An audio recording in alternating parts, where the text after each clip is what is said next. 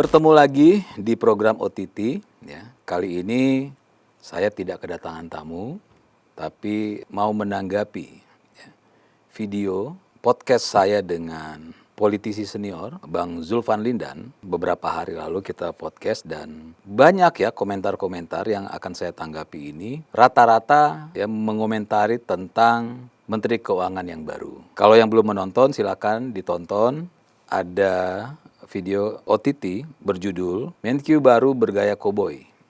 Zulfan Lindan, dia nol di politik. Jadi judul itu kita ambil dari statementnya Zulfan Lindan, di mana Zulfan Lindan juga mengkritisi Menteri Keuangan yang baru menggantikan Ibu Sri Mulyani. Ada banyak sekali komentar ya, cuma saya sudah memilih beberapa komentar yang mewakili dan 95% komentarnya itu tentang Menteri Keuangan yang baru.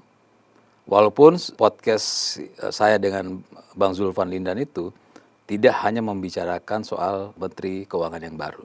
Ya kita membicarakan banyak hal soal makan bergizi gratis dan soal bagaimana menteri-menteri ya bukan hanya Menteri Keuangan jangan sampai membuat atau memberikan PR ya kepada presiden. Jadi mereka sudah diberikan amanah, jalankan amanah dengan benar dan jangan lagi memberatkan presiden. Karena memang catatan kita ya beberapa menterinya Pak Prabowo itu akhirnya membuat PR bagi presiden dan presiden yang harus bicara gitu. Jadi itu sih beberapa hal yang kita bicarakan dengan Bang Zulfan Lindan di podcast kemarin. Yang belum menonton silakan menonton dan jika ada yang ingin mengomentari silakan komentari. Saya langsung aja ya, ada beberapa komentar yang sudah saya pilih. Yang pertama itu ada dari Jatim MRS 3534. Kata Jatim MRS, wah Bapak yang ini kenapa ya? Hati-hati Pak, jangan jadi pemicu baru yang bikin gaduh atas kinerja dan hak prerogatif presiden. Apalagi dengan menjelek-jelekan orang yang sedang diberi tugas negara. Siapapun itu. Ya dari Jatim ya, jadi begini Jatim. Yang disampaikan ya, oleh narasumber kami, ya, Bang Zulfan Lindan, itu tidak mempermasalahkan soal hak prerogatif presiden, tapi sedang mengingatkan sebenarnya kepada Menteri Keuangan dan menteri-menteri yang lain, ya, agar supaya ketika diberikan amanah, fokus saja bekerja, fokus bagaimana tugas yang sudah diberikan oleh presiden, dan tidak perlu ya memberikan statement-statement di luar dari tugasnya gitu. Itu sih sebenarnya kalau Jatim MRS 3534 menonton ya podcast saya dengan Pak Zulfan Lindan itu lebih ke sana ya. Jadi hak prerogatif tidak kita singgung, terus kita malah bukan kita tapi Bang Zulfan Lindan sebenarnya mengingatkan agar supaya menteri ya terkhusus Menteri Keuangan untuk tidak membuat statement-statement yang akhirnya memicu tanggapan dan persoalan baru yang tidak sesuai dengan substansi dari apa yang dia kerjakan. Gitu. Lalu ada dari Retno Winarti 2405. Mbak Retno ya. Mbak Retno ini dia berkomentar begini. Politik itu punya tujuan baik. Yang tidak baik itu jiwa orangnya. Purbaya sombong berarti tidak cerdas. Allah tidak suka dengan orang yang sombong dan gibah. Bu Sri banyak jasanya dan Purbaya bisa kena karma. Awal-awal disanjung, endingnya mengecewakan. Yang menjadikan sukses adalah rendah hati. Ingat itu. Ya Mbak Retno ya, jadi Mbak Retno sebenarnya kita tidak bisa juga membandingkan antara Pak Purbaya dengan Ibu Sri Mulyani kan, karena masing-masing punya cara ya sendiri dalam bekerja. Ibu Sri Mulyani ya tentu cara bicaranya, cara menghandle soal keuangan negara itu terlihat di publik juga sudah jelas berbeda dengan Pak Purbaya. Sebenarnya kan cuma caranya aja yang berbeda-beda, endingnya tetap ya, endingnya agar supaya keuangan negara sehat, bagaimana agar supaya ekonomi negara ini bisa lebih baik dari sebelumnya. Jadi yang sebenarnya yang kita lihat ya Pak Purbaya itu bisa dibilang bukan sombong ya, tapi memang begitulah ya gaya bicara dan karakternya beliau ya, yang ceplas-ceplos, yang kalau bicara Ya, kalau kita lihat kan, seorang pejabat kalau bicara di forum itu lebih terlihat dalam tanda kutip rata, kaku gitu ya. Sedangkan Pak Purbaya ini Menteri Keuangan yang baru ya, cara bicaranya dan Pak Menteri yang baru ini kan sudah mengatakan ya beliau memang agak koboi kan. Tapi kan cara orang itu memang berbeda-beda, hanya jangan sampai sesuatu yang penting atau kerjanya itu koboi. Nah ini kan yang sebenarnya Mbak Retno memang ingatkan juga. Banyak ya orang yang mengingatkan agar supaya dalam menangani keuangan negara ini tidak dengan cara yang koboi gitu ya, tapi dengan cara yang terukur. Dan sebagai seorang yang berpengalaman Pak Purbaya ini, tentu beliau juga tidak mungkin sembarangan ya. Apalagi sudah dipercaya oleh Presiden, dan Presiden juga mengangkat Pak Purbaya bukan asal-asalan kan, pasti sudah dilihat track recordnya, sudah dilihat bagaimana kerjanya selama ini. Jadi sebenarnya ini hanya stylenya saja. Dan mudah-mudahan kita berharap ya, karena orangnya juga baru seminggu kan jadi menteri ya. Mudah-mudahan cara kerjanya ya juga tidak ikutan koboi. Ini yang kita tunggu semua lah. Kita semua sedang menunggu Pak Menteri Keuangan agar tidak sampai membuat kebijakan yang akhirnya tidak terukur dan tentu ya merugikan negara.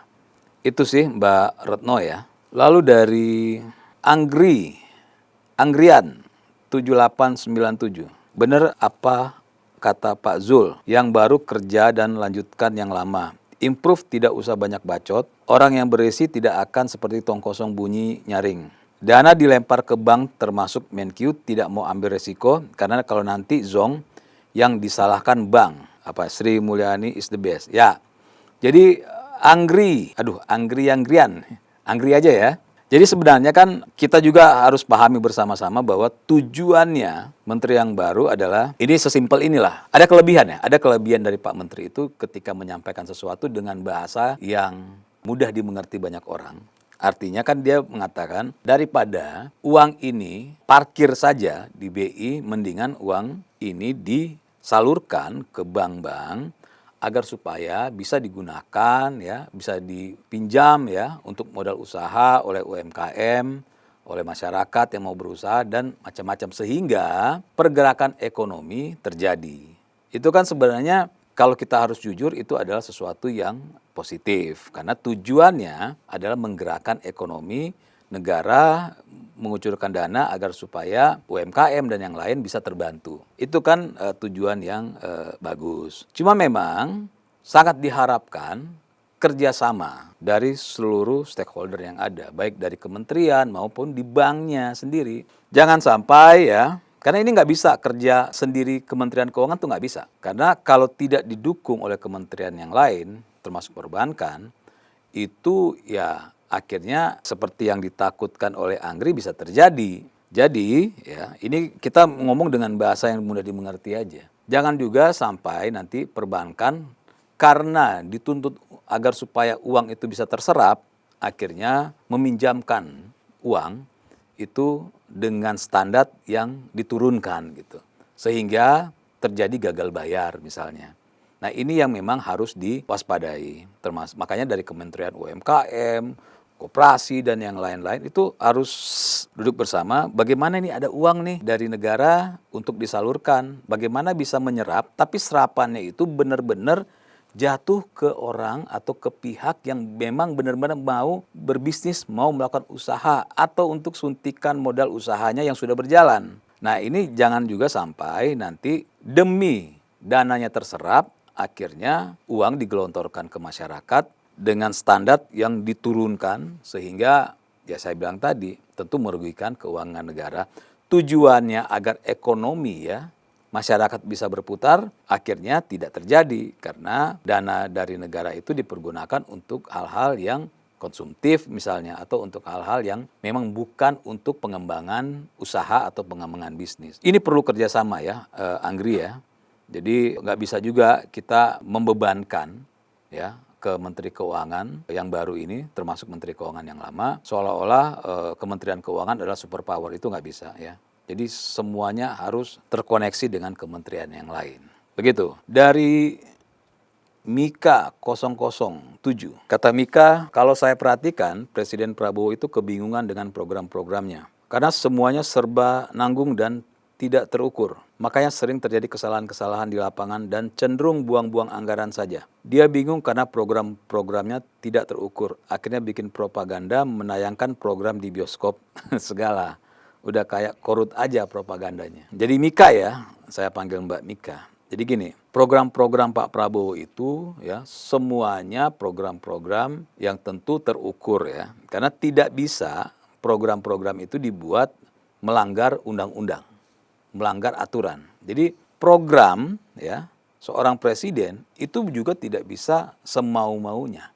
Semuanya ada dasarnya, ada batasan-batasannya. Memang tidak ada namanya program yang langsung sempurna kan. Pasti ada aja yang, apalagi program baru ya, pasti ada aja yang error sana sini. Karena memang namanya program baru ketika diimplementasikan butuh penyesuaian. Nah penyesuaiannya ini kalau sampai ada error 1-2 itu jangan dianggap gagal. Karena itu bagian dari pembenahan terhadap program. Semuanya tidak ada yang nanggung dan gak terukur. Semuanya terukur ya. Misalnya ya yang sekarang dari kementerian kan, bagaimana supaya dana dari negara untuk UMKM, untuk masyarakat yang mau berusaha atau butuh modal ya. Kan banyak nih masyarakat yang sedang membangun usaha tapi terbentur dengan modal. Mereka mau pinjam ke bank, ada beberapa tahapan yang kadang-kadang tidak bisa ya mereka penuhi. Akhirnya mereka pinjam ke online, pinjol gitu kan. Apalagi mereka pinjam ke pinjol-pinjol yang asal-asalan gitu. Sehingga menjerat masyarakat. Atau ada, nggak tahu kalau sekarang, kalau zaman dulu itu ada namanya bank keliling. Nah bank keliling itu menjerat dengan bunga yang sangat-sangat besar. Jadi orang mau usaha karena sulit ya minjam ke bank, karena berbagai macam dokumen yang harus dipersiapkan. Akhirnya karena mereka butuh untuk usaha, mereka pinjam ke pinjol. Mereka pinjam ke bank keliling. Endingnya, usahanya nggak jalan, masyarakat terlilit utang, UMKM terlilit hutang. Dan ini banyak terjadi. Nah, programnya yang dibuat oleh pemerintah melihat kan, oh masyarakat di Indonesia banyak yang terlilit pinjol, padahal dia pengen usaha. Oh ternyata UMKM banyak tutup karena dia terlilit dengan pinjaman yang bunganya sangat tinggi. Makanya dibikinlah agar supaya dana yang ada di pemerintah itu disetor semua ke bank-bank negara, dan tentu cara peminjaman dari UMKM dan masyarakat tentu agak diperlonggar tapi tidak longgar-longgar amat. Artinya syarat-syaratnya tetap harus diperketat agar supaya uang negara itu benar-benar masuk ke orang yang tepat. Nah itu Mbak Mika itu salah satu contoh, artinya semuanya nggak nanggung dan semuanya terukur. Nah, kalau soal propaganda di bioskop, itu sebenarnya bukan propaganda ya. Artinya yang dilakukan oleh tim, kementerian atau apapun, itu adalah bagaimana agar supaya masyarakat atau penonton di bioskop itu sebelum menonton mendapatkan update informasi, ini loh kerja presiden, ini loh program-program yang sudah ditelurkan gitu. Artinya bisa jadi penonton di sana bisa mendapatkan informasi baru. Oh, ternyata misalnya ini ada penonton di sana dia lagi butuh pinjaman ya untuk usaha. Ketika dia sebelum nonton film dia ngelihat, loh, ini bisa nih. Ini kan informasi yang sangat bagus kan? Tidak perlu dianggap sebagai propaganda, nggak begitu. Kecuali ya masih jadi calon presiden lalu masukin ke bioskop-bioskop itu boleh dinamakan sesuatu yang dianggap kurang. Karena memang kalau calon presiden itu tidak boleh sembarangan menayangkan program-programnya. Itu pun diatur ya oleh peraturan KPU dan undang-undang. Nah kalau sudah jadi presiden tentu yang disampaikan itu adalah programnya negara, bukan programnya calon presiden lagi. Jadi sebenarnya tidak ada masalah dengan hal-hal tersebut. Tentu akan banyak positifnya. Toh namanya memberikan informasi, siapa tahu dari sekian banyak penonton, ada 30% penonton mendapatkan informasi baru dan bisa memanfaatkan program yang mereka ketahui di bioskop tersebut. Gitu Mika. Lalu ada lagi dari Rahasia 168. Nah ini unik nih. Kata Rahasia, kepada admin cumi-cumi, apakah sudah pernah mengundang Gubernur Jawa Barat Pak KDM Kalau belum, saya usul untuk diundang sebagai narasumber. Terima kasih. Ya, rahasia ya. Jadi kalau di program OTT ini, tentu kita mengundang narasumber itu ketika ada sesuatu yang memang perlu kita informasikan atau perlu ada pelurusan ya kepada masyarakat. Nah, kalau nanti Pak Gubernur Jawa Barat ya, Pak KDM, Kang Deddy Mulyadi ya? Iya, Kang Deddy Mulyadi lagi. Misalnya membuat sebuah kebijakan yang menjadi perbincangan ya masyarakat atau perbincangan nasional, mungkin kita akan mengundang beliau agar supaya saya sebagai hostnya akan menjadikan diri saya ya dalam tanda kutip mewakili pertanyaan banyak orang untuk saya tanyakan langsung kepada narasumber, di mana nanti narasumber itu yang akan menjelaskan. Dan silakan tonton ya podcast dari OTT ini dari berbagai narasumber. Itu saya sebagai host men-challenge narasumber dengan pertanyaan-pertanyaan yang memang kita tangkap dari pertanyaan-pertanyaan yang tersebar di masyarakat. Jadi nanti kalau Pak KDM membuat sebuah kebijakan dan menjadi pembicaraan banyak orang, insya Allah kita akan undang beliau. Dari Said Fatih, kurun 10 tahun kemarin, kemana saja, hutang sampai 1.000 triliun lebih, dibiarkan saja, cicilan bunga hutang sangat besar, cicilan pokok bunga tinggi, kebijakan fiskal blunder, kebijakan moneter blunder, menekan perekonomian sendiri. Kenapa DPR diam? Apakah karena DPR koalisi yang malah mendukung rezim? Said Fatih ya, jadi Said Fatih saya sering mengatakan ya, kita kalau sebagai masyarakat tentu hanya melihat dari satu sisi kan. Tapi kalau pemerintah itu selalu melihat dari helicopter view, ya. Dia melihat helicopter view. Kebijakan-kebijakan itu ketika dilakukan oleh pemerintah, itu pasti akan ada namanya sisi, ya. Pasti akan ada yang dirugikan, ada yang tidak dirugikan. Tidak mungkin semua kebijakan itu 100% pasti disenangi oleh masyarakat. Tapi paling tidak ketika kebijakan itu dibuat, sudah dilihat mana yang lebih banyak yang bisa terbantu, gitu kan, mayoritasnya lebih terbantu. Jadi saya pernah ingat ya, beberapa waktu lalu saya pernah bicara dengan ada orang pembuat aplikasi ya, aplikasi di puskesmas.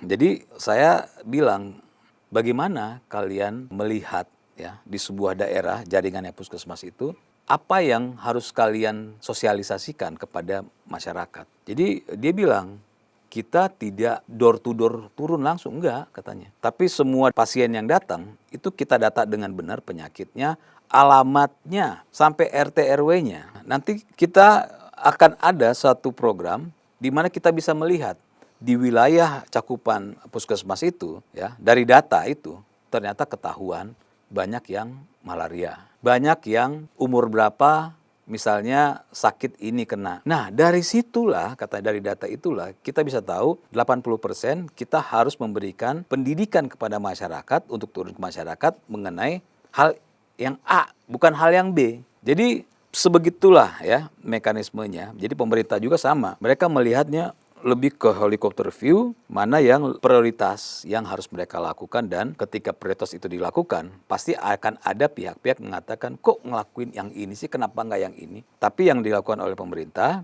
programnya, kebijakan itu 80 atau 90% itu memang dibutuhkan oleh masyarakat kebanyakan. Jadi gitu Said Fatih ya, jadi jangan hanya melihat dari satu sisi. Dari Edison 2487. Menq yang bagus dalam tindakan cepat, tapi apakah efektif? Harus sabar menunggu hasilnya. Kalau efektif, maka Menq yang baru levelnya jelas di atas Sri Mulyani. Tapi kalau makin parah, maka seorang anak SMP pun akan melakukan hal yang sama. Cepat hasil, masa bodoh. Edison ya, jadi sekali lagi ya, kita melihat ini jangan membandingkan menteri lama dan menteri baru ya. Saya sering mengatakan bahwa cara kerja menteri lama dan menteri baru itu endingnya tetap sama. Hasilnya yang dituju tetap sama. Caranya aja yang berbeda. Apakah tindakan cepat ini efektif menunggu hasilnya? Saya katakan kalau sampai serapan yang diinginkan oleh Menteri Keuangan, baik Menteri Keuangan yang lama Ibu Sri Mulyani maupun Menteri Keuangan yang baru, itu kan ending tetap tujuannya kan bagaimana ada penyerapan anggaran yang bisa diputar dan dikelola oleh masyarakat sehingga membuat masyarakat ekonominya tumbuh. Kan tujuannya sama. Polanya Menkyu yang baru ini adalah bagaimana dia langsung potong kompas ya. Bagaimana ini ada duit nih, masukin ke bank agar supaya bisa dipergunakan oleh masyarakat, oleh UMKM untuk berbisnis, untuk melakukan usaha dan lain-lain. Tapi sekali lagi, kalau tidak didukung oleh perbankannya sendiri, tidak didukung oleh kementerian terkait, dari Kementerian UMKM, Kementerian Pertanian, ya, kementerian apapun yang menyentuh langsung ke kepentingan masyarakat, bisnis masyarakat. Nah ini mau menteri siapapun itu nggak akan pernah berhasil.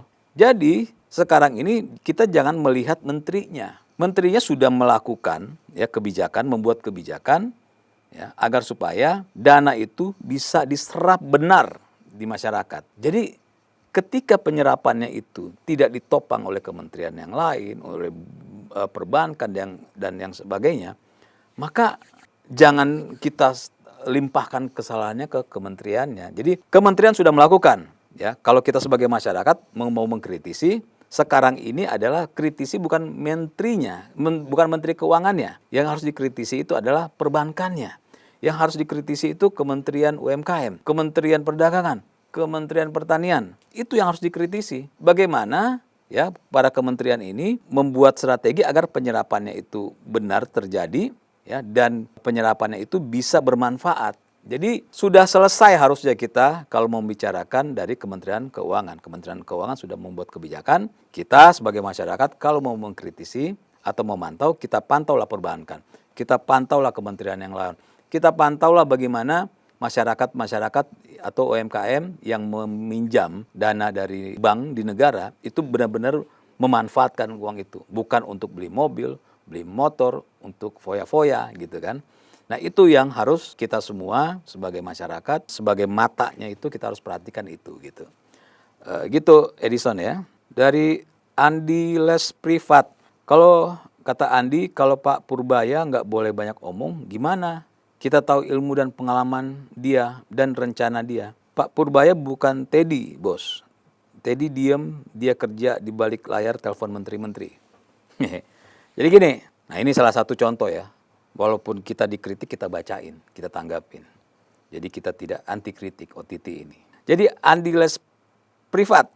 Jadi gini, yang dikritisi oleh Bang Zulfan Lindan itu bukan soal rencana menterinya, rencana Menkyu-nya, bukan soal strategi menterinya, bukan soal kenapa dia dipilih, bukan soal itu. Yang dikritisi oleh Bang Zulfan Lindan, narasumber kami, itu adalah Pak Menteri, Pak Menkyu, ini adalah orang yang berpengalaman di bidang ekonomi, orang yang hebat di ekonomi, bicaralah di area situ agar supaya jangan sampai yang terpublikasi bukan rencana kerjanya, bukan strategi kerjanya, tapi yang terpublikasi adalah omon-omon di luar dari strategi dan program dari Kementerian Keuangan. Sebenarnya itu.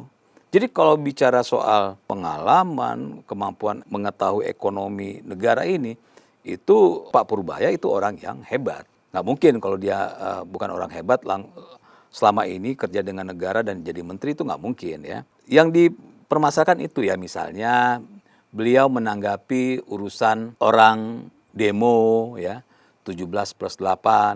Walaupun ya saya ya setuju dengan statementnya Pak Purbaya, walaupun saya setuju tapi sebenarnya jangan Pak gitu kan, Bapak kan baru 1-2 hari kemarin jadi menteri gitu kan. Yang ada malah orang akan menyerang Pak Menteri ini bukan karena kebijakannya, tapi menyerang karena ucapan Pak Menteri di luar dari itu. Kalau soal Pak Menteri ngomong ceplas-ceplos soal ekonomi, itu keren Pak, gitu kan. Kita masyarakat juga dengan mudah mendapatkan informasi dengan cara atau gaya bahasa Pak Menteri. Cuma yang diingatkan oleh narasumber kami adalah agar supaya Pak Menteri tidak membuat sebuah statement di luar dari hal itu, gitu kan. Karena kalau sudah begitu, lagi-lagi akan menjadi PR-nya Pak Presiden, gitu. Jadi Itu ya Bang Andi Les Privat. Oke, saya pikir itu saja ya.